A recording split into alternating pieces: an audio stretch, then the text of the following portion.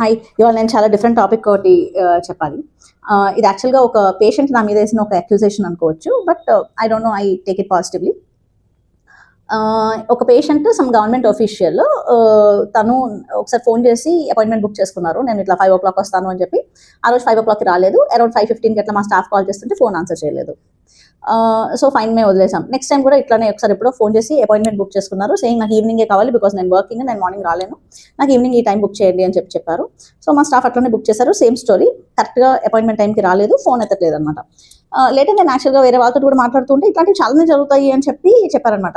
Anyway, నేను మా దగ్గర ఎక్కువగా ఎప్పుడు ఇట్లా జరగలేదు. సో అందుకని we thought fine, next time this patient calls, we thought will not give her an appointment. So next time వాళ్ళు కనుక కాల్ చేస్తే నేను మా స్టాఫ్కి ఏమని చెప్పాను అని అంటే, మీరు రావాలి అనుకుంటే రండి, డాక్టర్ ఉండే టైమింగ్స్ ఇక్కడ నుంచి ఇంతవరకు, ఆ టైంలో మీరు రండి, బట్ మీకైతే స్పెసిఫిక్గా అపాయింట్మెంట్ అయితే బుక్ చేయొద్దని చెప్పేయమని చెప్పాను. బికాస్ ఐ థింక్ ఆల్రెడీ ఉన్న పేషెంట్స్, హాస్పిటల్లో ఉన్న patients, they deserve that respect and time కదా. అంటే అసలు ఇప్పటిదాకా నేను చూడని పేషెంట్ అండ్ తను అపాయింట్మెంట్ బుక్ చేసుకొని మళ్ళీ ఫోన్ కూడా ఎత్తకుండా, బేసిక్ రెస్పెక్ట్ లేకుండా బిహేవ్ చేసే వాళ్ళకి ఆబ్వియస్లీ నేను ఆల్రెడీ నా దగ్గర ఉన్న పేషెంట్స్ కంటే ఎందుకు రెస్పెక్ట్ ఎక్కువ ఇస్తాను? అంటే ఇప్పుడు కొత్త పేషెంట్ రావాలి అనుకోవటం ఒక సెకండ్ థింగ్, ఆ పేషెంట్ కోసం నేను ఉన్న పేషెంట్స్ని ఇగ్నోర్ చేయడం సెకండ్ థింగ్ కదా. ఎనీవే, ఇగ్నోర్ అనలే కానీ, but putting at later time అనుకోండి.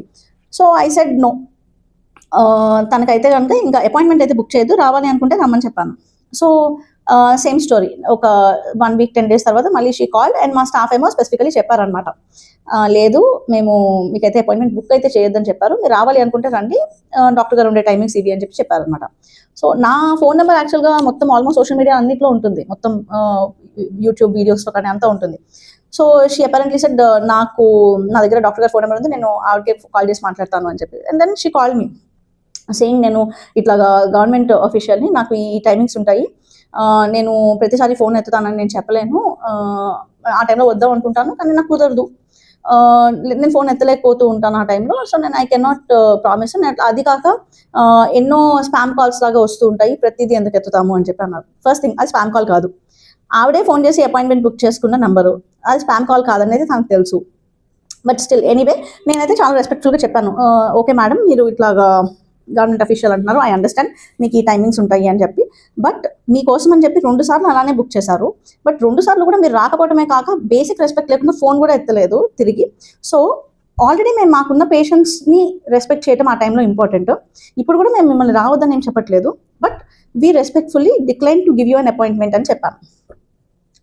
And then she was like, patients కోసం ఫైట్ చేసే హాస్పిటల్స్ చాలా మంది ఉన్నారు బయట, ఏది పడితే అది చేస్తారు పేషెంట్స్ కోసం అని చెప్పి, వీ నో, ఇట్లా మీరు ఇంత పొగరుగా చేయకూడదు అన్నారు. This is not at all ఆరోగెన్స్, పొగరు అసలే కాదు, ఇది ఒక హ్యూమన్ ఇంకొక హ్యూమన్కి ఇచ్చే బేసిక్ రెస్పెక్ట్. సో నేను ఐ సెడ్ ఓకే అండి, బట్ మేమైతే ఫస్ట్ థింగ్ స్పామ్ కాల్స్ ఏమీ చేయము, సెకండ్ వచ్చేసి అపాయింట్మెంట్ అయితే మీకు మళ్ళీ బుక్ చేయడానికి we're completely against it. If you want to come in, you can coming during this time. ఆ టైంలో పేషెంట్స్ ఎవరు లేకపోతే వెంటనే చూస్తాము, పేషెంట్స్ ఎవరైనా ఉంటే మటుకు వెయిట్ చేయాల్సి వస్తుంది, ఇంతే చెప్పాం. సో దెన్ ఆల్మోస్ట్ ఆవిడ మాట్లాడటం ఎట్లా ఉందంటే, హాస్పిటల్కి వచ్చి చూపించుకుంటున్నందుకు అంటే ఏదో ఫేవర్ చేస్తున్నారు హాస్పిటల్కి అన్నట్టుగా మాట్లాడారనమాట. సో ఓకే, నేనేమి పెద్దగా రెస్పాండ్ అవ్వలేదు దానికి. Then she went to some other hospital.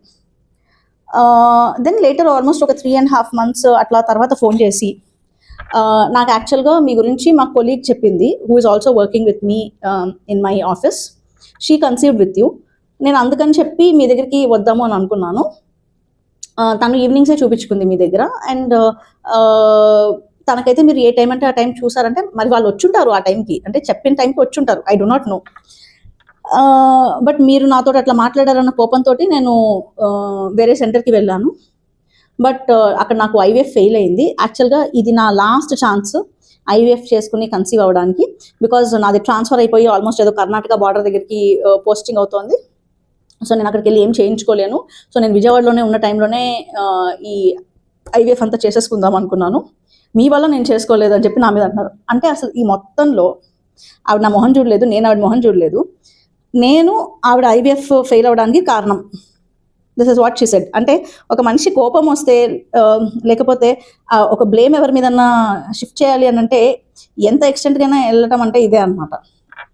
So నేను మీకు ఐవీఎఫ్ ఫెయిల్ అయితే నాకేంటండి సంబంధం అని అడిగితే లైక్ మీరు అట్లా మాట్లాడారు కాబట్టి నేను ఆ పర్టికులర్ సెంటర్కి వెళ్ళాను. కానీ ఆ సెంటర్కి వెళ్తే కనుక నన్ను ఒకసారి చూసిన డాక్టర్ ఇంకొకసారి చూడలేదు. ఓన్లీ ఫస్ట్ టైమే నేను సీనియర్ డాక్టర్ని కలిసాను. తర్వాత అంతా కూడా ఎవరెవరో చూస్తున్నారు, ఎవరో స్కాన్స్ చేస్తున్నారు. నాకు అసలు అంటే నేను మళ్ళీ ఒకటే డాక్టర్ని కలిసిందే లేదు, డిఫరెంట్ డాక్టర్స్ని కలిసి అసలు ఎవరికి కూడా నా కేసు గురించి తెలుసా లేదా అనే ఒపీనియన్ వచ్చింది నాకు. ఫైనల్గా నాకు ఐవీఎఫ్ ఫెయిల్ అయితే కనుక ఎందుకు ఫెయిల్ అయిందో అనేది నాకు రీజన్ కూడా చెప్పలేదు. సో నేను అక్కడికి వెళ్ళడానికి కారణం మీరు ఆ రోజు నాతో అట్లా మాట్లాడటమే, లేదంటే నేను మీ దగ్గరికి వచ్చేదాన్ని అన్నారు. అంటే ఎక్కడన్నా సరే డాక్టర్ని ఎట్లా బ్లేమ్ చేయాలి అని చెప్పి తిప్పి అసలు తను కలవని డాక్టర్ మీద బ్లేమ్ చేయటం, బట్ బేసిక్ హ్యూమన్ రెస్పెక్ట్ లేకుండా బిహేవ్ చేయటం వల్ల అట్లాంటి పేషెంట్ని వద్దు అనుకున్న మాది తప్పైపోయింది. బట్ తనదైతే తప్పులేదు. అంటే this is what she said. Then I was angry, but still ఒక ఐవీఎఫ్ ఫెయిల్ అయి ఉన్న బాధలో ఉన్నారు కాబట్టి ఐ రిమైన్ సైలెంట్. సో నేను ఆవిడకి చాలా మర్యాదగా చెప్పాను, మీరు ఆ హాస్పిటల్లో పేషెంట్, ఆ హాస్పిటల్లో మీరు పేషెంట్గా ఉన్న టైంలో మిమ్మల్ని వదిలేసి, ఆల్రెడీ మీకు అటెండ్ అవ్వటం వదిలేసి ఒక కొత్త పేషెంట్ వస్తున్నారు అని చెప్పి వాళ్ళ మీదకి కనుక కంప్లీట్గా ఫోకస్ షిఫ్ట్ చేశారనుకోండి, మీరు ఎలా ఫీల్ అవుతారు అని చెప్పి అడిగా. షీ యాక్చువల్లీ సెడ్, నాకు ఫస్ట్లో నేను అక్కడ కొత్తగా వెళ్ళినప్పుడు నాకు ఫస్ట్ డే నాతో మాట్లాడినట్టు, ఫస్ట్ డే నాతో చూసినట్టుగా తర్వాత అంతా అసలు చూడలేదు. తర్వాత అంతా కూడా మొత్తం కలిపి ఒక ఫ్యూ సెకండ్స్ ఆఫ్ కాన్వర్సేషన్, ఇది అయిపోయింది, ఇది అంతే, నెక్స్ట్ మీరు ఇంతే చేసుకోండి, ఇంతే చెప్పారు తప్ప నాకు యాక్చువల్గా ఫస్ట్లో ఇచ్చిన ఇంపార్టెన్స్ ఇవ్వలేదు అని చెప్పారనమాట. That's when I told her, see when you actually run after centres who run after patients, అంటే కొత్త పేషెంట్స్ రావాలి అన్న ఒకే ఒక కాన్సెప్ట్ కనుక ఉంటే కంప్లీట్గా ఫోకస్ అనేది ఏంటంటే ఆల్రెడీ ఉన్న పేషెంట్స్ మీద ఎవ్రీ టైం ఉండకపోవచ్చు. ఎందుకంటే that will be revenue based models. నేను ఇది తప్పు ఇది కరెక్ట్ అని చెప్పి నేనేం అనట్లేదు. ఎవరి వే ఆఫ్ ప్రాక్టీసింగ్ వాళ్ళకు ఉంటుంది, ఎవరి way of running the centre వాళ్ళకు ఉంటుంది. ఫర్ ఎగ్జాంపుల్ చాలా కార్పొరేట్ ఫర్టిలిటీ సెంటర్స్ అట్లా ఏంటంటే అడ్వర్టైజ్మెంట్ కోసం అని చెప్పి టీవీలో యాడ్స్ ఇస్తారు. అసలు మీరు ఏది చూసినా సరే టీవీలో కింద స్క్రోల్ అవుతూనే ఉంటుంది. లేదు అని అంటే కనుక టీవీలో ఆల్మోస్ట్ ఎల్ షేప్ బార్డర్లో ఫర్టిలిటీ సెంటర్ గురించి అడ్వర్టైజ్మెంట్స్ ఉంటాయి. రోడ్డు మీద చూసారు అంటే పెద్ద హోర్డింగ్స్ ఉంటాయి. ఊరవతలకి వెళ్ళారు అని అంటే కనుక చిన్న హోర్డింగ్స్ చాలా ఉంటాయి. రేడియో ఆన్ చేస్తే అవే మాటలు వినిపిస్తూ ఉంటాయి, సోషల్ మీడియా ఆన్ చేస్తే అవే వినిపిస్తూ ఉంటాయి. ఇదంతా కాక ఎవరైనా ఒక పేషెంట్ లేకపోతే ఎవరైనా ఒక కపుల్ ఊరికనే ఇంట్లో కూర్చుని ఐవీఎఫ్ కాస్ట్ ఇన్ విజయవాడ అని కానీ, లేదంటే ఐవీఎఫ్ డాక్టర్స్ ఇన్ విజయవాడ కానీ, లేకపోతే some centre IVF centres in Vijayawada అని కనుక మీరు ఏమైనా సెర్చ్ చేశారు అని అంటే కనుక మీ ఫోన్ నెంబర్స్ ఎవరెవరు సెర్చ్ చేశారు అనే ఫోన్ నెంబర్స్ మల్టిపుల్ సెంటర్స్కి ఆ డేటా వెళ్ళిపోతుంది. సో మీరు యాక్చువల్గా మీ డీటెయిల్స్ ఇవ్వకపోయినా కూడా, అంటే మీరు వెళ్ళి ఈ పర్టికులర్ సెంటర్లో మీ కాస్ట్ ఏంటి, లేకపోతే మీ డీటెయిల్స్ ఏంటి, ఇట్లాంటివి ఏవి అడగపోయినా కూడా మీరు ఐవీఎఫ్ చేయించుకుంటారా, మీకు బ్యాంక్ లోన్ కావాలా, మీ టూత్పేస్ట్లో ఉప్పు ఉందా, ఇట్లాంటి కాల్స్ అన్నీ వస్తూనే ఉంటాయి. ఓకేనా? సో ఇలా జరగాలి అని అంటే ఏంటంటే బేసికల్లీ కాల్ సెంటర్స్ ఉండాలి. అంటే ఆన్లైన్ పేషెంట్స్ని తీసుకుని వచ్చే కాల్ సెంటర్స్ ఉండాలి. అంటే ఒక పర్టికులర్ ఫర్టిలిటీ సెంటర్ పేషెంట్ని తీసుకుని రావడానికి ఎన్ని విధాలుగా ట్రై చేస్తుందో అనేది మీకు అర్థమవుతుందా? It is good actually, in one way it's good. అంటే చేసే ఇంట్రెస్ట్ ఉన్న వాళ్ళు అట్లా చేసుకునే వాళ్ళు చేసుకోవచ్చు. అంటే అది తప్పు లేకపోతే అదేదో అట్లా చేయకూడదు అన్నట్టుగా నేనేం మాట్లాడట్లేదు, జనరల్గా చెప్తున్నాను. ఇప్పుడు కొన్ని సెంటర్స్ అంటే ఇవన్నీ విన్న తర్వాత ఏంటంటే basically I got irritated listening to all this, but then అది తప్పు అన్న ఉద్దేశంలో అయితే నేను చెప్పట్లేదు. టీవీలో యాడ్స్ అని, లేకపోతే రేడియో యాడ్స్ అని, యూట్యూబ్లో కొన్ని ఛానల్స్ ద్వారాగా వీడియోస్ ప్రమోట్ చేయటము, డాక్టర్ ఇంటర్వ్యూస్ చేయటము, లేకపోతే ఫర్టిలిటీ గురించి వీడియోస్ చేయటము, సెంటర్ టూర్స్ చేయటము, ఇట్లాంటివన్నీ ఇట్లా పెట్టుకుంటే ఏంటంటే రఫ్గా కొన్ని యావరేజ్ ఫర్టిలిటీ చైన్స్ ఒక పేషెంట్ జస్ట్ వాళ్ళ సెంటర్లోకి అడుగు పెట్టడానికి, అంటే మళ్ళీ వాళ్ళ సెంటర్లోకి అడుగు పెట్టిన తర్వాత ట్రీట్మెంట్ చేసుకోవటము, వాళ్ళు ఏం ట్రీట్మెంట్ చేసుకున్నారు, నార్మల్ ఐవీఎఫ్ ఐయుఐ ఇవన్నీ వదిలేసేయండి. జస్ట్ ఒక పేషెంట్ వాళ్ళ సెంటర్లోకి అడుగు పెట్టడానికి, దీన్ని కస్టమర్ అక్విజిషన్ కాస్ట్ అని అంటారు. అడుగు పెట్టడానికి సుమారుగా 8,000 నుంచి 10,000 రూపాయలు ఖర్చు పెడుతుంది ఒక పేషెంట్ కోసం. ఒక పేషెంట్ వాళ్ళ సెంటర్లోకి రావడానికి 8,000 నుంచి 10,000 ఖర్చు పెడుతుంది. ఇప్పుడు అది కరెక్టా తప్ప అనేది అంతా పక్కన పెట్టండి, అది అసలు వేరే డిస్కషన్ ఆల్ టుగెదర్. బట్ అక్కడ ఏంటి అని అంటే కొత్త పేషెంట్స్ రావటము, ఎక్కువ మంది పేషెంట్స్ రావటం అనేది అక్కడ ఒక ఎజెండా. అట్లా చేయడానికి వాళ్ళకి ఏకంగా డిపార్ట్మెంట్స్, కాల్ సెంటర్సే ఉన్నాయి. ఓకే, నా పర్సనల్ ఒపీనియన్ ఏంటి అని అంటే ఎవరో ఏదో చేశారనేది పక్కన పెట్టేస్తే, ఇప్పుడు సపోజ్ నాకు కనుక ఎవరైనా, నేను కూర్చుని ఉండగా నాకు ఏంటి బ్యాంక్ లోన్ కావాలా, లేకపోతే మీరు ఒక కొత్త కంపెనీ పెట్టారు మీకు ఏమైనా లోన్ కావాలా, లేకపోతే మీ హాస్పిటల్లో దీనికి ఇంకేమైనా ఇన్సూరెన్స్ కావాలా, అది ఇది అని చెప్పి ఎవరైనా కాల్ చేస్తుంటే నేను చాలా ఇరిటేట్ అవుతాను. అసలు యాక్చువల్లీ అంటే నాకు నేను చాలాసార్లు ఏంటంటే ఫస్ట్ అవన్నీ బ్లాక్ చేసేస్తాను. ఓకే, కొన్నిసార్లు మాటిమాటికి ఫోన్ చేస్తుంటే కానీ చాలాసార్లు నేను పర్సనల్లీ పోలీస్ కంప్లైంట్ కూడా ఇద్దామని అనుకున్నాను. సో అంత ఇరిటేట్ అయ్యే మెంటాలిటీ నేను నార్మల్గానే. అట్లాంటిది జయా ఫర్టిలిటీ సెంటర్ దగ్గర నుంచి ఎవరైనా ఒక కొత్త పేషెంట్కి, అంటే అసలు వాళ్ళెవరో సంబంధం లేదు, వాళ్ళెవరో మాకు తెలియదు అన్న పేషెంట్కి అసలు మా సెంటర్ నుంచి ఎవరికి ఫోన్స్ వెళ్ళవు. ఎందుకంటే మా దగ్గర ఆ ఫోన్ నెంబర్లు రావు. మేము అసలు ఆ రకమైన మార్కెటింగ్లో ఇంట్రెస్టెడే కాదు. సో ఎప్పుడు కూడా కొత్త వాళ్ళకి ఊరికనే ఫోన్ చేసి ఇట్లా మా దగ్గర మంచి ఆఫర్స్ ఉన్నాయి, మా దగ్గర ఇది ఉంది, ఆ ఆఫర్స్ ఉన్నాయి, వీళ్ళు ఉన్నారు వాళ్ళు ఉన్నారు అని చెప్పడం అంటే ఇదేమి బట్టలు కొట్టు కాదు, లేకపోతే ఎక్కడ అదేంటి సిల్వర్ బంగారం షోరూమ్ కూడా కాదు ఆఫర్స్ ఇవన్నీ ఉండడానికి. ఓకే, సో ఫస్ట్ థింగ్ ఏంటంటే ఆల్మోస్ట్ ఎట్లా వస్తుందని అంటే నిజంగా అంటే ఏదో ఆషాఢం సేల్ బట్టల కొట్టులో ఉన్నట్టుగా ఇక్కడ దీంట్లో ఇట్లా ఈ ఆఫర్స్ ఉన్నాయి, ఆ సేల్ ఉంది అని చెప్పి అంటుంటారు అన్నమాట. బట్ ఎనీవే ఇట్లా చెప్తూ ఉంటారు. అండ్ చాలా మంది పేషెంట్స్ అంటూ ఉంటారు ఇట్లా మాకు కాల్స్ వస్తూ ఉంటాయి, ఇట్లా చెప్తూ ఉంటారు మాకు ఆ సెంటర్ నుంచి కాల్ వచ్చింది అది ఇది అని చెప్పి. సరే మంచిది, ఆ సెంటర్ నుంచి కాల్ వచ్చింది అని అంటే you have to understand one thing, అలా చేయడానికి వాళ్ళకి ఒక పెద్ద టీం ఉంది. ఫస్ట్ థింగ్ మా దగ్గర ఆ టీం లేదు. సెకండ్, ఆ టీం మీద పెట్టే మనీ పేషెంట్ ట్రీట్మెంట్లోనే తీసుకుంటారు ఫైనల్గా. అదేమి అంటే అందరి దగ్గర ఏమి చాలా డబ్బులు ఏమి ఉండవు, అది ఊరినే ఫ్రీగా ఖర్చు పెట్టడానికి. అదంతా ఫైనల్గా పేషెంట్ మీదనే పడుతుంది. ఎనీవే అదంతా పక్కన పెట్టినా కూడా అంటే అది తప్ప కరెక్టా అనేది అంతా కరెక్ట్, అసలు మాట్లాడటం కరెక్ట్ కాదని చెప్పాను కదా. అది ఎక్కువ మంది చూస్తే కనుక ఎక్కువ మంది పేషెంట్స్ వస్తారు కదా అని చెప్పి అనుకోవడం, that is a different way of looking at it. But ఒక పేషెంట్కి ఫోన్ చేసి ప్రైవసీని డిస్టర్బ్ చేస్తూ మీరు రండి ఇక్కడ ఈ ఆఫర్స్ ఉన్నాయని చెప్పడం, అది that is something I don't align with. Jaya fertility centre నుంచి అయితే మేము ఎప్పుడు అట్లాంటివి చెయ్యం.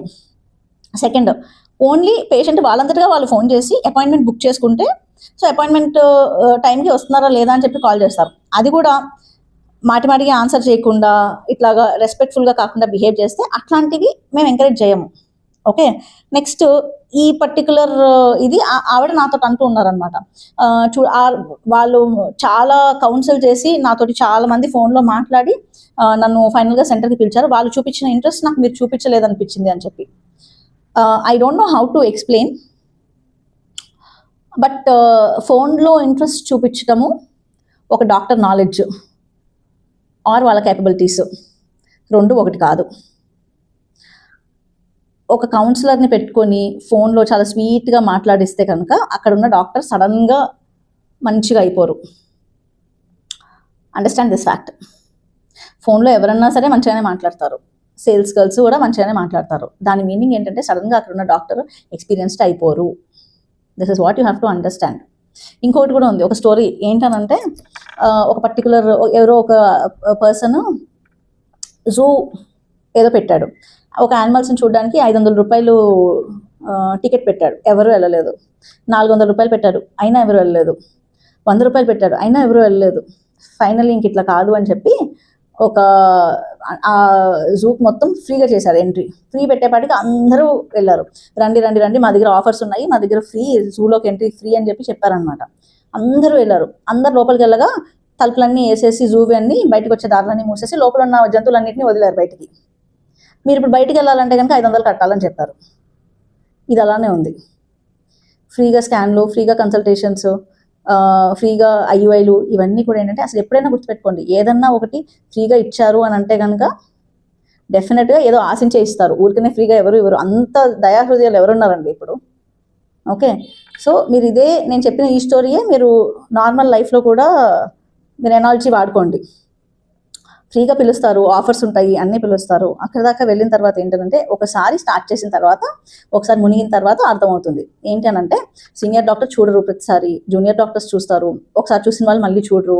ఒకరు చూసినప్పుడు కేసు అర్థమవుతుంది, ఇంకొకరు చూసినప్పుడు కేసు అర్థం కాదు.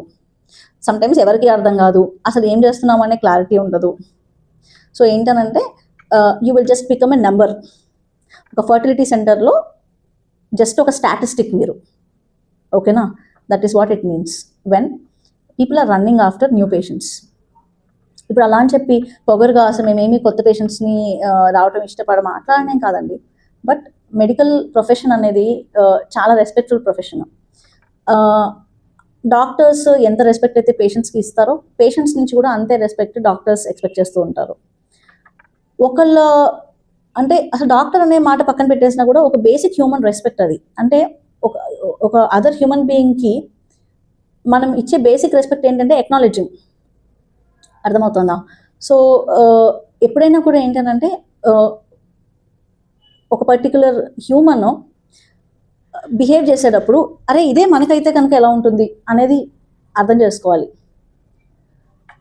అట్లా అర్థం చేసుకున్నప్పుడు ఐ థింక్ సేమ్ డాక్టర్స్లో కూడా అదే చెప్తున్నాను. అంటే పేషెంట్ వచ్చినప్పుడు ఏదైనా ట్రీట్మెంట్ చెప్పేటప్పుడు ఏంటంటే ఇదే సిచ్యువేషన్లో మనం ఉంటే కనుక మనం ఎలాంటి ట్రీట్మెంట్ ఎక్స్పెక్ట్ చేస్తాము అట్లానే. సో బేసికల్లీ ఎప్పుడైనా సరే for better society, for better medical treatments, for better health care, both doctors and patients ఇద్దరు ఎట్లా ఆలోచించాలంటే అవతల వాళ్ళ పొజిషన్లో ఉంటే కనుక మనం ఏం చేసి ఉండేవాళ్ళం, అవతల వాళ్ళ పొజిషన్లో ఉంటే కనుక మనం ఇంకా ఎంత బెటర్గా చేసేవాళ్ళం.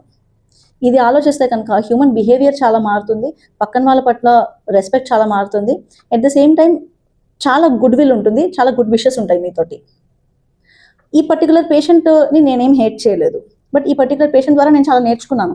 ఏం నేర్చుకున్నాను అని అంటే ఒక పర్టికులర్ పేషెంట్ని ఒక ఫర్టిలిటీ సెంటర్లోకి తీసుకురావడానికి 10,000 రూపాయలు అవుతుందా అనేది తెలుసుకొని షాక్ అయ్యా. ఈ పేషెంట్ అసలు డాక్టర్స్ అంటే సెంటర్స్ నాకు కాల్స్ మీద కాల్ చేశారంటే అసలు నేను అంత టైం ఎక్కడ ఉంటుంది ఎవరికైనా కాల్ చేయడానికి అని చెప్పి కనుక్కుందామని ట్రై చేస్తే ఇంత పెద్ద మార్కెటింగ్ నెట్వర్క్ ఉంది, ఇంత డబ్బులు మార్కెటింగ్ మీద పెడతారు, ఆ డబ్బులన్నీ ఫైనల్గా పేషెంట్స్ దగ్గర నుంచే తీసుకుంటారు అనేది ఇవన్నీ నేను తెలుసుకున్నాను. I actually fell bad health care ఇలా ఉంది అని. బట్ ఐ థింక్ అది దీన్ని తప్పు కరెక్ట్ అని ఏం చెప్పలేము అనుకుంటాను. I think it's a part of life అంతే. But yeah, what I would like to say is just because someone is not responding to you the way you expect does not mean that person is